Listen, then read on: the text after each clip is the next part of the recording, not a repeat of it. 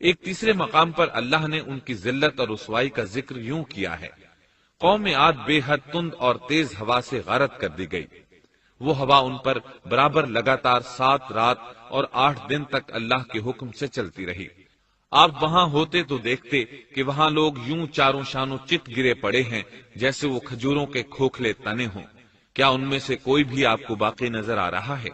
ہود علیہ السلام کو اللہ تعالیٰ نے اپنی رحمت سے نجات دی، باقی تمام جگہوں پر تباہی تھی، لیکن جس جگہ ہود علیہ السلام اور ان کے ساتھی تھے اس طرف یہ ہوا پھٹکی بھی نہیں۔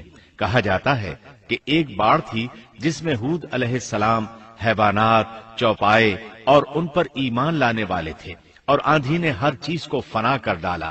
اللہ تعالیٰ سورہ آراف آیت 72 میں فرماتے ہیں، فَأَنجَيْنَاهُ وَالَّذِينَ مَعَهُ بِرَحْمَةٍ مِّنَّا وَقَطَعْنَا دَابِرَ الَّذِينَ كَذَّبُوا بِآيَاتِنَا وَمَا كَانُوا مُؤْمِنِينَ۔ غرض ہم نے انہیں اور ان کے ساتھیوں کو اپنی رحمت سے بچا لیا اور ان لوگوں کی جڑ کاٹ دی جنہوں نے ہماری آیتوں کو جھٹلایا تھا اور وہ ایمان لانے والے نہ تھے۔